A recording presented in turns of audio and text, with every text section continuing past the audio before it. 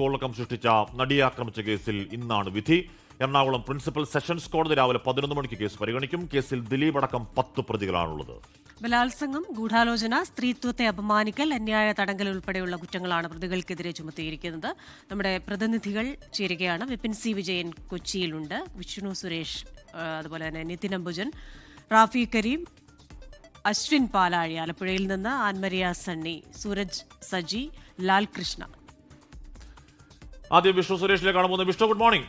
അപ്പോൾ ഇന്ന് ഒരു പ്രത്യേക ദിവസമാണെന്ന് പറഞ്ഞാൽ രാജ്യം മൊത്തം ശ്രദ്ധിച്ച ഇത്രയധികം വ്യവഹാര കുരുക്കുകളുണ്ടായ 8 വർഷത്തെ വിചാരണ നീണ്ട ഒരുപാട് ഉൾപ്പിരിവുകളുണ്ടായ ട്വിസ്റ്റ് ആൻഡ് ടേൺസ് ഉണ്ടായ ഒരു കേസിന്റെ വിധി വരെയാണ് വിഷ്ണു. അപ്പോൾ 11 മണിക്ക് തന്നെ നമുക്ക് ആ ഏറ്റവും നിർണായകമായ വിധി പ്രതീക്ഷിക്കാവോ?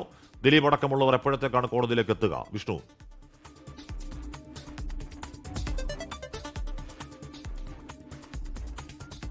ഒരു 11 മണിയോടുകൂടി വിധി പ്രസ്താവം ഉണ്ടാകും എന്നാണ് പ്രതീക്ഷിക്കുന്നത്. ദിലീപ് അടക്കമുള്ള പ്രതികൾ ഒരു 9 മണിയോടുകൂടി തന്നെ കോടതിയിലേക്ക് എത്തും. 1 മുതൽ 10 പ്രതികൾ കോടതിയിൽ ഹാജരാകണമെന്ന് കഴിഞ്ഞ തവണ ഈ വിധി പ്രസ്താവന തീരുമാനിച്ച ദിവസം പറഞ്ഞിരുന്നു. സമാനതകളില്ലാത്ത നിയമവ്യവഹാരങ്ങളിലൂടെയാണ് നടി ആക്രമിക്കപ്പെട്ട കേസ് കടന്നുപോയത്. നമുക്ക് മുൻപിൽ അതിൻ്റെ നേർചിത്രം നമുക്ക് മുൻപിലുണ്ട്. ഈ വിചാരണ കോടതി മുതൽ രാഷ്ട്രപതി ഓഫീസ് വരെ എത്തിയൊരു കേസാണ്. ആ കേസിലാണെന്ന് കേരളം വിധി കാത്തിരിക്കുന്നത്. 8ാം പ്രതി ദിലീപ്, മലയാളത്തിലെ ഏറ്റവും പ്രധാനപ്പെട്ട നടൻ, അദ്ദേഹത്തിൻ്റെ ഒരു വ്യക്തിപരമായ പ്രശ്നത്തെ തുടർന്ന് ഒരു ബലാത്സംഗ കൊട്ടേഷൻ നൽകി എന്നുള്ളതാണ് ക്രൈംബ്രാഞ്ചും അന്വേഷണ സംഘവും കണ്ടെത്തിയിരിക്കുന്ന അവരുടെ പ്രധാനപ്പെട്ട വിലയിരുത്തൽ. അതുമായി ബന്ധപ്പെട്ടുള്ള തെളിവുകളൊക്കെ ഈ 7.5 വർഷത്തിനിടയിൽ കോടതിയിൽ ഹാജരാക്കാനായിട്ടുണ്ട് എന്ന പ്രതീക്ഷയാണ് പ്രോസിക്യൂഷൻ മുന്നോട്ട് വെക്കുന്നത്. 12 വകുപ്പുകളാണ് പ്രധാനമായും ചുമത്തിയിട്ടുള്ളത്. ബലാത്സംഗമടക്കം ഗൂഢാലോചന അടക്കമുള്ള 12 വകുപ്പുകൾ. ഇതിൽ ഗൂഢാലോചന കുറ്റം അത് തെളിഞ്ഞു കഴിഞ്ഞാൽ സ്വാഭാവികമായും മറ്റു കുറ്റകൃത്യങ്ങളൊക്കെ നിലനിൽക്കും. എന്നാൽ ഏതെങ്കിലും ഘട്ടത്തിൽ ഗൂഢാലോചന നിലനിൽക്കില്ല എങ്കിൽ പിന്നീട് മറ്റു കുറ്റങ്ങളൊക്കെ ദിലീപിനെതിരെ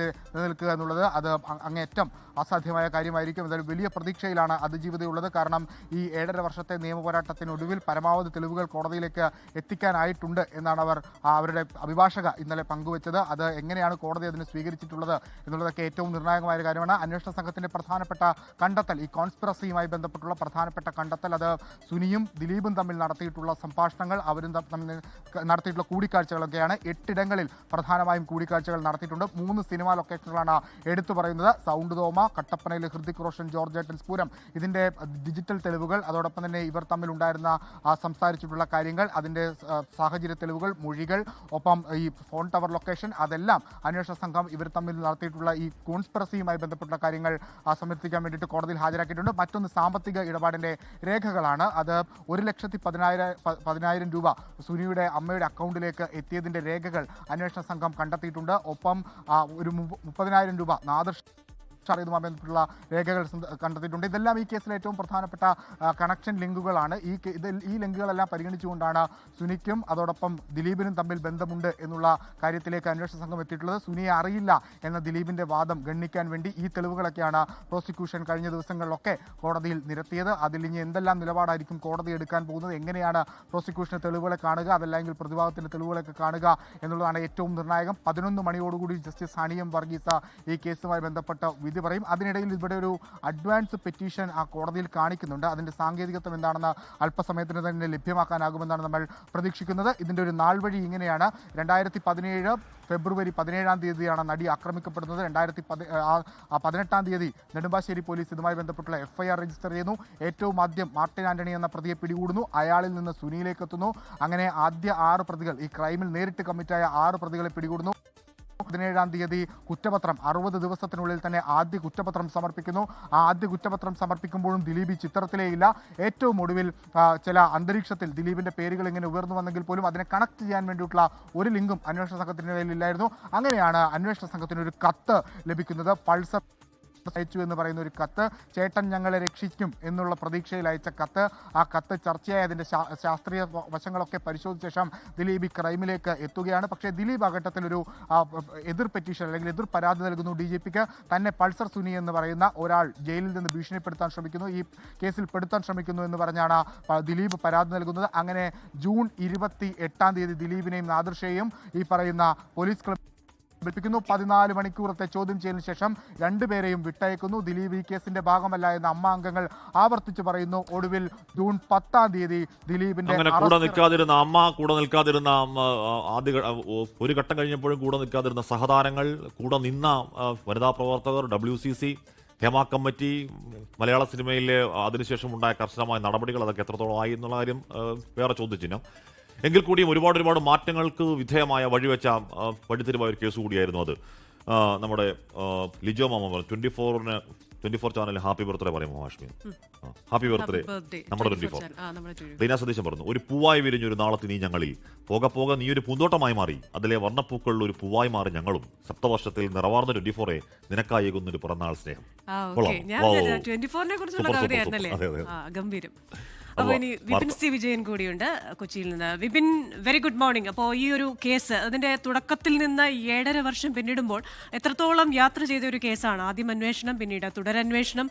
തുടക്കത്തിലില്ലായിരുന്ന പലരും വളരെ അൺഎക്സ്പെക്റ്റഡ് ആയിട്ട് ഈ കേസിന്റെ ഭാഗമാകുന്നു, ബാലചന്ദ്രകുമാർ അടക്കം. അപ്പോൾ അത്രയധികം നാൾവഴികളുള്ള ഒരു കേസ്, രാജ്യമൊട്ടാകെ ശ്രദ്ധിച്ച ഒരു കേസ്. അപ്പോൾ ഇതുമായി ബന്ധപ്പെട്ട വിധി പറയുമ്പോൾ എന്തൊക്കെ ആണ് കോടതിയുടെ പരിസരത്ത് നിന്ന് നമുക്ക് പറയാനുള്ളത്? Good morning Ashmi Christina. ഇപ്പോൾ മലയാള സിനിമ എന്നല്ല, സാമൂഹികമായി തന്നെ വലിയ ചലനങ്ങൾ സൃഷ്ടിച്ച ഒരു കേസ്. അതാണ് നടി ആക്രമിക്കപ്പെട്ട കേസ്. അത് കേരളത്തിലെന്നല്ല, രാജ്യത്ത് തന്നെ ഒരു പക്ഷേ വളരെ അപൂർവം എന്ന് തന്നെ പറയാവുന്ന ഒരു കേസാണ്. അത് മലയാള സിനിമയിൽ അന്നോളം ഉണ്ടായിരുന്ന എല്ലാ രീതികളെയും സമ്പ്രദായങ്ങളെയും എല്ലാം മാറ്റിമറിച്ചു. അതുമാത്രമല്ല, ഈ നടി ആക്രമിക്കപ്പെട്ട കേസിന് മുൻപും ശേഷവും എന്ന് കൃത്യമായി നിർവചിക്കാവുന്ന രീതിയിൽ മലയാള സിനിമയിൽ അത്രത്തോളം ഒരു മാറ്റങ്ങൾ അത് ഉണ്ടാക്കി എന്നുള്ളതാണ്. നമുക്കറിയാവുന്ന പോലെ തന്നെ WCCയുടെ പിറവി, ഹേമ കമ്മിറ്റി സർക്കാർ വയ്ക്കുന്നു തുടങ്ങിയിട്ടുള്ള വലിയ രീതിയിലുള്ള മാറ്റങ്ങൾ അതിലുണ്ടായി. ഇപ്പോൾ ഈ കേസിൽ ആദ്യം ഈ ഒരു 2017 ഫെബ്രുവരി 17 ഈ ഒരു അക്രമം ഉണ്ടാകുമ്പോൾ പൊതുസമൂഹം പ്രധാനമായും കരുതുന്നത് ഒരു സംഘം ഒരു നടിയെ ആക്രമിക്കുന്നു, അത് പണത്തിന് വേണ്ടി ആയിരിക്കാം, പക്ഷേ അങ്ങനെ ഒരു ഒരു സംഘം ആക്രമിച്ചു എന്നുള്ളത് മാത്രമാണെങ്കിൽ അതിൽ മലയാള സിനിമയിലെ ഒരു പ്രധാന നടന് പങ്കുണ്ട്, അതിലൊരു കൊട്ടേഷൻ ഉണ്ട്, ഒരു ഗൂഢാലോചനയുണ്ട് എന്നുള്ളത് ആദ്യം പുറത്തു വരുന്നത് മലയാള സിനിമയിൽ നിന്ന് തന്നെയാണ് എന്നുള്ളത് എടുത്തു പറയേണ്ട ഒരു കാര്യമാണ്. കാരണം 2017 ഈ ഫെബ്രുവരി 19-ാം തീയതിയാണ് നടിക്ക് ഐക്യദാർഢ്യം പ്രഖ്യാപിച്ചുകൊണ്ട് ദർബാർ ഹാളിൽ ഒരു യോഗം നടക്കുന്നത്. മലയാള സിനിമയിലെ ചലച്ചിത്ര പ്രവർത്തകരെല്ലാം തന്നെ പങ്കെടുത്തുകൊണ്ടുള്ള ഒരു യോഗം നടക്കുന്നത്. ഈ യോഗത്തിലാണ് നടൻ ദിലീപിന്റെ ആദ്യ ഭാര്യയായിട്ടുള്ള മഞ്ജു വാര്യർ, ഇതിലൊരു കോൺസ്പിരസി ഉണ്ട്, ഇതിലൊരു കൃത്യമായിട്ടുള്ള ഗൂഢാലോചനയുണ്ടെന്നും ആ ഗൂഢാലോചന വിവരങ്ങൾ പുറത്തു വരണം എന്നുള്ളതും പറയുന്നത്. അത് സംശയമില്ലാത്ത രീതിയിൽ തന്നെ ഞാൻ അവൾക്കൊപ്പമാണ് എന്നുള്ളതും പറയുന്നത്. അതോടുകൂടി ഈ അന്വേഷണ സംഘത്തിന് പൾസർ സുനിക്ക് ഈ നടിയോട് തീർത്തും വ്യക്തിപരമായിട്ടുള്ള ഒരു വൈരാഗ്യം ഉണ്ടാകാനുള്ള ഇടയില്ല. പിന്നെ എന്തുകൊണ്ട്, ആരാണ് ഈ ഒരു കൊട്ടേഷന് പിന്നിൽ എന്നുള്ള ഒരു അന്വേഷണം നടക്കുന്നു. അതാണ് പിന്നീട് ഈ പൾസർ സുനിയുടെ ഒരു കത്തിനെ ചൂണ്ടിക്കൊണ്ട് പോകുന്നത്. അതിനിടയിൽ ദിലീപ് തന്നെ DGPക്ക് തന്നെ കൊടുക്കാനുള്ളൊരു ശ്രമം നടക്കുന്നു എന്ന് പറഞ്ഞുകൊണ്ട് തന്നെ ആദ്യം ഒരു പരാതി നൽകുന്നു. ആ പരാതിയുടെ പുറത്താണ് തന്നെ ആ അന്വേഷണ സംഘം വിളിച്ചു വരുത്തിയത് എന്ന് പറയുന്നു. അങ്ങനെ ആലുവ ക്ലബ്ബിൽ ആദ്യത്തെ ഒരു 13 മണിക്കൂർ ഒരു ചോദ്യം ചെയ്യൽ നടക്കുന്നുണ്ട്. ഈ ചോദ്യം ചെയ്യലിന് ശേഷം ദിലീപ് തന്നെ പുറത്തു വന്നിട്ട് താൻ കൊടുത്ത പരാതിയുടെ പുറത്ത് ഞാൻ വിശദമായിട്ടുള്ളൊരു മൊഴി കൊടുക്കാൻ വന്നതാണ് എന്ന് പറയുന്നു. പക്ഷേ അന്വേഷണ സംഘം അതിൽ ഒന്നും തന്നെ തൃപ്തരായിരുന്നില്ല. കാരണം ഇതിലൊരു കൊട്ടേഷൻ നടന്നിട്ടുണ്ട്, അതിനുള്ള തെളിവുകൾ ഓരോന്നായി ശേഖരിക്കുകയായിരുന്നു എന്ന് വേണം മനസ്സിലാക്കാൻ. അങ്ങനെ ജൂലൈ 10-ന് നടൻ ദിലീപ് ഈ കേസുമായി ബന്ധപ്പെട്ട് അറസ്റ്റിലാകുന്നു. ഇങ്ങനെ അറസ്റ്റിലായതിനു ശേഷം മലയാള സിനിമയിൽ ഈ ദിലീപിനെ സംരക്ഷിക്കുന്നതിന് വേണ്ടിയിട്ടുള്ള ഒരു ശ്രമങ്ങൾ നടന്നു എന്നുള്ളത് നമുക്ക് ഈ കേസിന്റെ നാൾവഴികൾ നോക്കിയാൽ മനസ്സിലാകും. അതിനുശേഷം നടന്ന അമ്മ മീറ്റിംഗിൽ ഇപ്പോൾ MLA-മാരായിരിക്കുന്ന മുകേഷും ഗണേഷും ഉൾപ്പെടെയുള്ളവർ അത് ദിലീപിന് അനുകൂലമായിട്ട് സംസാരിച്ചു എന്ന് പറയുകയും അത് ഈ അമ്മയിൽ തന്നെയുള്ള ഒരു പറ്റം സ്ത്രീ നടിമാർ അവർ പുറത്തേക്ക് വരികയും ഇതിനെതിരെ ശബ്ദിക്കുകയും ചെയ്തു. അതൊരു വലിയ വിപ്ലവം തന്നെ എന്ന് പറയാം. അത് കേരളത്തിലെന്നല്ല, ഇന്ത്യയിൽ തന്നെ ഒരു മാതൃകാപരമായിട്ടുള്ളൊരു മാറ്റമായിരുന്നു. അങ്ങനെ അവൾക്കൊപ്പം എന്നൊരു ഹാഷ്ടാഗിൽ റിമ കല്ലിങ്കൽ, രേവതി, പാർവതി തിരുവോത്ത് അടക്കമുള്ള അവരാണ് അതിൻ്റെ ഒരു മുൻനിരയിൽ നിന്നത്. അവർ പുറത്തേക്ക് വരികയും WCC എന്നുള്ള പ്രത്യേകമായി സ്ത്രീകളുടെ അവകാശങ്ങൾ സംരക്ഷിക്കുന്നതിന് വേണ്ടി ഒരു സംഘടനയ്ക്ക് രൂപം കൊടുക്കുകയും ചെയ്യുന്നു. ഈ WCCയുടെ പരാതിയിലാണ് സിനിമാ മേഖലയിൽ നിൽക്കുന്ന തിക്താനുഭവങ്ങൾ, സ്ത്രീകൾ നേരിടുന്ന പ്രതിസന്ധികൾ, പ്രയാസങ്ങൾ, ദുരിതാനുഭവങ്ങൾ ഇതൊക്കെ പഠിക്കുന്നതിന് വേണ്ടി ഹേമ കമ്മിറ്റിയെ നിയോഗിക്കുന്നത്. ഈ ഹേമ കമ്മിറ്റിയുടെ റിപ്പോർട്ട് നമ്മൾ കണ്ടതാണ്. അതിൽ 51 ചലച്ചിത്ര പ്രവർത്തകർ തങ്ങൾ നേരിട്ട ദുരിതാനുഭവങ്ങൾ പറയുന്നു. പക്ഷേ ആ കേസുമായി മുന്നോട്ട് പോകാൻ അവരാരും താല്പര്യപ്പെടുന്നില്ല എന്നുള്ളത് കൊണ്ട് ആ കേസുകളൊക്കെ തന്നെ ഇപ്പോൾ അവസാനിപ്പിച്ച ഒരു മട്ടാണ്. പക്ഷേ അതുണ്ടാക്കിയ ചലനങ്ങൾ, അതുണ്ടാക്കിയ കോലിളക്കങ്ങൾ, ഒപ്പം തന്നെ ഓരോ സെറ്റിലും ഈ സ്ത്രീകൾ ഇത്തരം പ്രയാസങ്ങൾ പഠിക്കുന്നതിന് വേണ്ടിയിട്ട് ഒരു കമ്മിറ്റി ഉണ്ടാകണമെന്നുള്ള നിർദ്ദേശങ്ങൾ വരുന്നു. ആ രീതിക്കുള്ള ഒരു മാറ്റം മലയാള സിനിമയിൽ ഈ നടി ആക്രമിക്കപ്പെട്ട കേസിന് ശേഷം ഉണ്ടായി എന്നുള്ളത് വളരെ വ്യക്തമാണ്. താരബിംബങ്ങൾ പലതും ഉടഞ്ഞു വീണെന്ന കാഴ്ച നമ്മൾ കണ്ടതാണ്. പലരുടെയും മൗനം ഞെട്ടിപ്പിക്കുന്നതായിരുന്നു. ആരും നമ്മൾ ഒരു പക്ഷേ സാമൂഹികമായി തന്നെ പ്രതീക്ഷിക്കാത്ത രീതിയിലുള്ള പല മറുപടികളും അവരുടെയൊക്കെ അവരിൽ നിന്ന് പുറത്തു വന്നു. ഈ അതിജീവിതയ്ക്ക് തന്നെ തൻ്റെ ഐഡന്റിറ്റി പുറത്തു പറയുകയും താൻ ഇതിന് എതിരാണ് എന്നുള്ള പല ഘട്ടങ്ങളിലും പുറത്തു പറയേണ്ടി വന്നു. കാരണം ഈ പൾസർ സുനിയുമായിട്ടൊരു ബന്ധമുണ്ടായിരുന്നു എന്നതടക്കമുള്ള വാദങ്ങൾ പുറത്തേക്ക് വരികയും സാമൂഹികമായി അന്തരീക്ഷത്തിൽ അത്തരത്തിലുള്ള, അതായത് ഈ നടിയുമായി അങ്ങനെ PR ടീമുകളിലും മഹാവൃത്തുകേടുകൾ പറഞ്ഞ കിംവദന്തികൾ പറഞ്ഞു വരുത്തിയ പ്രൊപ്പഗണ്ട പറഞ്ഞു വരുത്തിയ ഈ ആക്രമിക്കപ്പെട്ട നടിയെ പിന്നെയും വ്യക്തിഹത്യ ചെയ്യുന്ന രീതിയിലുള്ള ഒരുപാട് വാർത്തകൾ ഏതോ ഒരു കേന്ദ്രത്തിൽ നിന്നും ഇതുപോലെ കുത്തിയൊലിച്ച് വിടുന്ന പോലെ ആ കണ്ട വിചാരണാ ദിനങ്ങൾ കൂടിയായിരുന്നു. അത് വ്യക്തിഹത്യ, സ്വഭാവഹത്യ, മോശക്കാരി എന്ന് വരുത്തി തീർക്കാനുള്ള ഗൂഢമായ രൂക്ഷമായ നീക്കങ്ങളൊക്കെ നമ്മൾ ആ ദിവസങ്ങൾ കണ്ടതാണ്. നിതിൻ അംബുജൻ കൂടി ചേർന്ന് നിതിൻ നിൽക്കുന്നത് കൊച്ചിയിലുള്ള ദിലീപിന്റെ വീട്, ആലുവയിലുള്ള ദിലീപിന്റെ വീടിന് മുന്നിൽ നിന്നാണ്. നിതിനിലേക്കാണ്. നിതിൻ, ഈ രാജ്യത്ത് റേപ്പ് കേസുകളും ഗാങ് റേപ്പ് കേസുകളും പുതുമയല്ല. പക്ഷേ ഒരു ബലാത്സംഗത്തിന് വേണ്ടി കൊട്ടേഷൻ കൊടുത്തു എന്നുള്ള കേസ് രാജ്യത്ത് അതിനു മുമ്പോ അതിനുശേഷമോ കേട്ടറിവില്ല. അങ്ങനൊരു കേസിൽ ജനപ്രിയ നായകൻ എന്ന് അതുവരെ കേട്ടിരുന്ന ഒരു നടൻ പ്രതിയാകുന്നതും ദിലീപ് അറസ്റ്റിലാകുന്നതും 84 ദിവസം ജയിലിൽ കിടക്കുന്നതും സുപ്രീം കോടതി വരെ പോയ നിയമ പോരാട്ടങ്ങളൊക്കെയാണ് കഴിഞ്ഞ 8 വർഷത്തെ ഈ വ്യവഹാര വഴികളുടെ ഒരു ഭാഗം. ദിലീപ് വീട്ടിലുണ്ടോ? 11 മണിക്ക് കോടതിയിലേക്ക് ഹാജരാകാൻ അവിടെ നിന്നാണോ പോവുക? എന്താണ് വിവരങ്ങൾ? Nithin, good morning.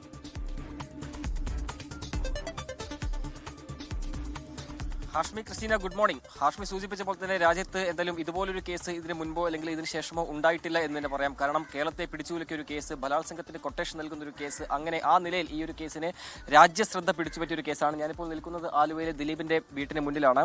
രാവിലെ ഇവിടെ വന്നപ്പോൾ തന്നെ ദിലീപിന്റെ, ഒരുപക്ഷെ ദിലീപ് ഇവിടെ ഉണ്ടോ എന്ന കാര്യത്തിൽ ഇപ്പോൾ നമുക്കൊരു സംശയമാണ്. പക്ഷേ ദിലീപിന്റെ അടുത്ത സുഹൃത്തുക്കൾ ലഭിച്ച വിവരപ്രകാരം ദിലീപ് ഇന്നലെ രാത്രി തന്നെ ഈ വീട്ടിലെത്തി എന്നുള്ളതാണ്. ഇന്നലെ ചില ഡബ്ബിംഗ് തിരക്കുകളൊക്കെ കഴിഞ്ഞു. ദിലീപ് ഇന്നലെ രാത്രി ഇവിടെ എത്തി. ഇവിടെ നിന്നാകും ദിലീപ് കോടതിയിലേക്ക് പോവുകയെന്നാണ് മനസ്സിലാക്കാൻ സാധിക്കുന്നത്. പൊതുവെ ദിലീപ് വീട്ടിലുള്ളപ്പോൾ രാവിലെ ക്ഷേത്ര ദർശനം നടത്തൊരു പതിവ് ഉണ്ട്. പക്ഷേ ഇന്ന് എന്തായാലും ദിലീപ് അങ്ങനെ ആ നിലയിൽ വീട്ടിന് പുറത്തേക്ക് പോവുകയോ അല്ലെങ്കിൽ മറ്റ് പുറത്തേക്ക് പോകുന്നൊരു സ്ഥിതി ഉണ്ടായിട്ടില്ല. അതുകൊണ്ട് തന്നെ ഇപ്പോൾ വീട്ടിന് ഉള്ളിൽ തന്നെ ഉണ്ടെന്ന് മനസ്സിലാക്കുന്നു. ഏതാണ്ട് 9 മണിയോട് തന്നെ ദിലീപ് ഇവിടെ നിന്ന് കോടതിയിലേക്ക് പോകുമെന്നാണ് അറിയാൻ സാധിക്കുന്നത്. അതിന് മുന്നോടിയായി തന്നെ അഭിഭാഷകനെ കാണാൻ ഏതാണ്ട് 9 മണിക്ക് പോയി നേരെ അഭിഭാഷകർക്ക് പോയി അതിനുശേഷമാകും പിന്നീട് കോടതിയിലേക്ക് പോവുകയെന്നാണ് മനസ്സിലാക്കാൻ സാധിക്കുന്നത്. എന്തായാലും ദിലീപ് ഈ വീട്ടിലുണ്ടെന്ന ഒരു സൂചന തന്നെയാണ് ഈ ഘട്ടത്തിൽ നമുക്കുള്ളത്.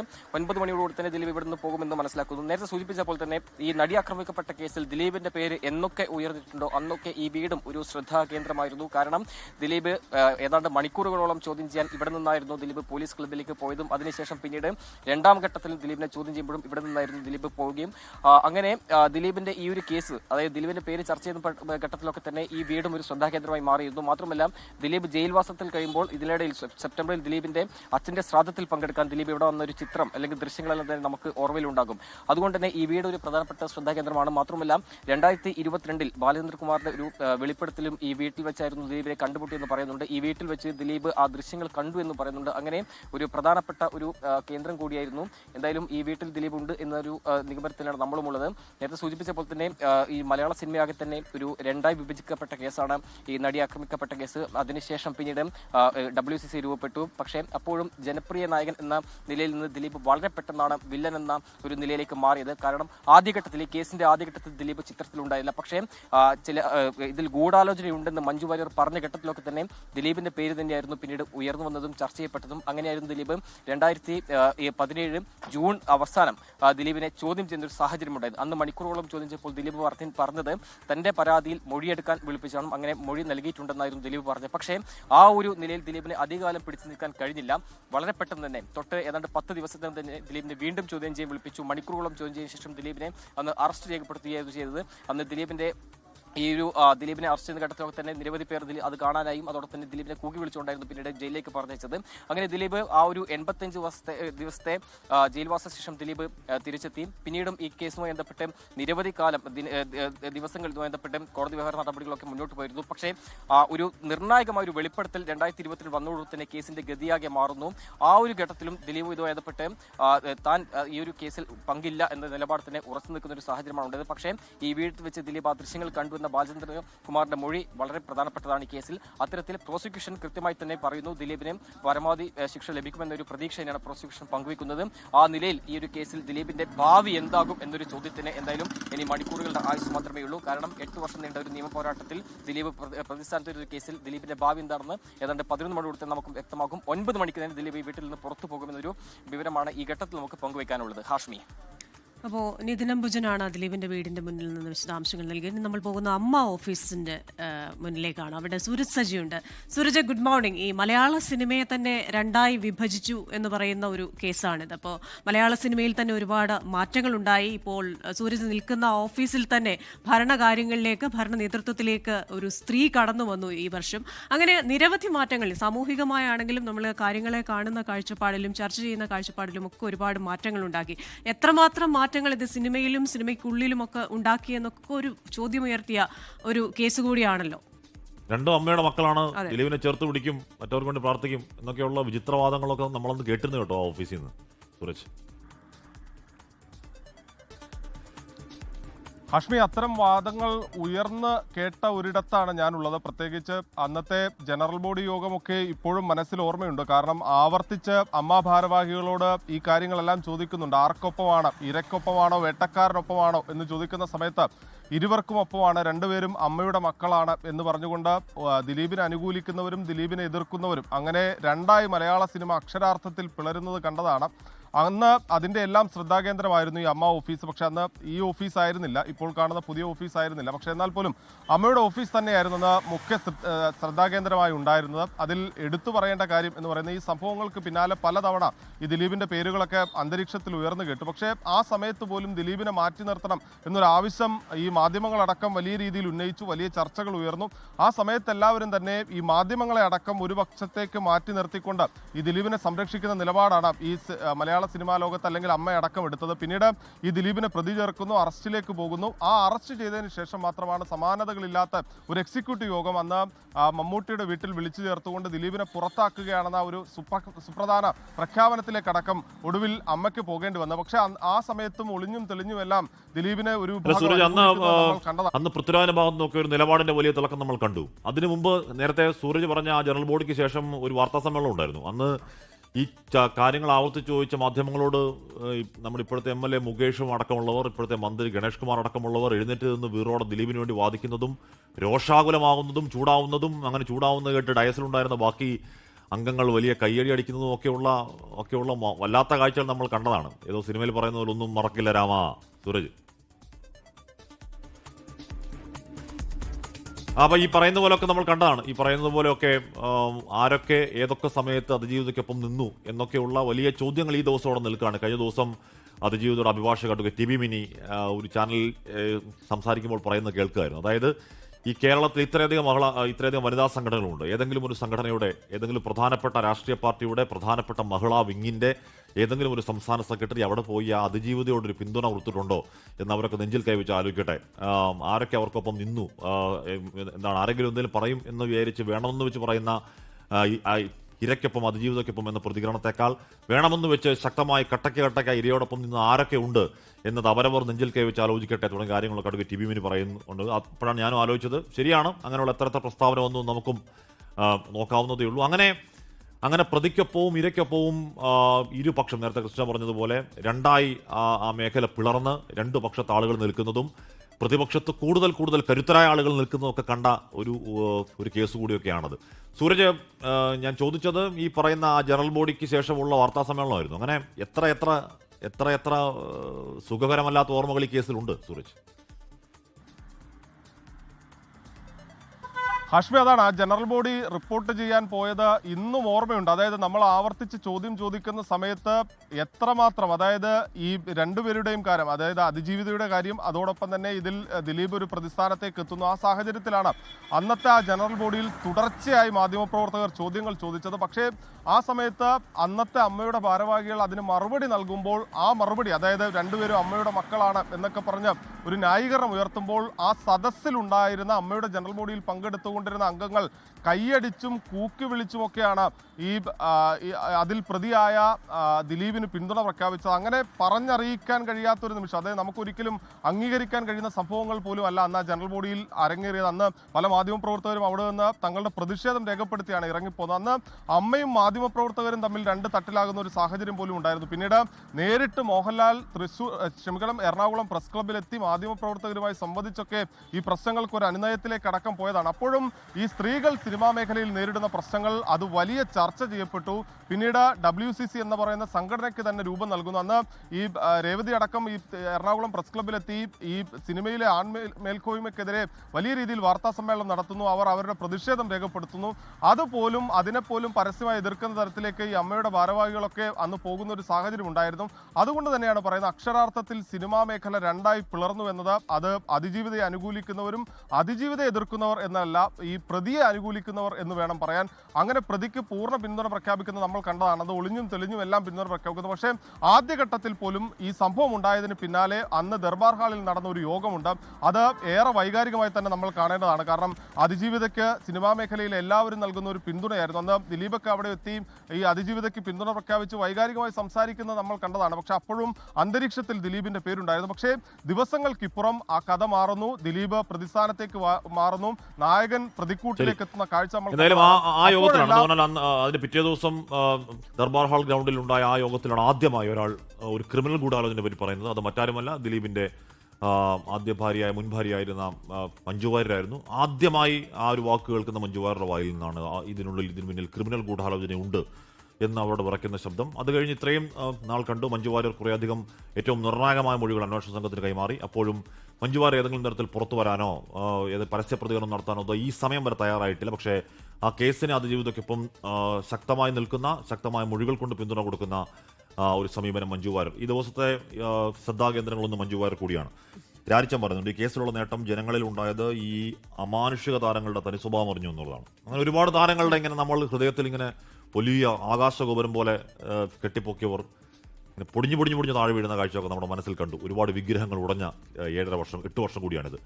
ലോകത്തെവിടെയായാലും ഏത് സമയത്തും 24 വാർത്തകളും ഓഗ്മെന്റഡ് റിയാലിറ്റി പാക്കേജുകളും എക്സ്പ്ലെയിനറുകളും വിശദമായി കാണാൻ ഞങ്ങളുടെ യൂട്യൂബ് ചാനൽ നിങ്ങൾക്ക് സബ്സ്ക്രൈബ് ചെയ്യാം.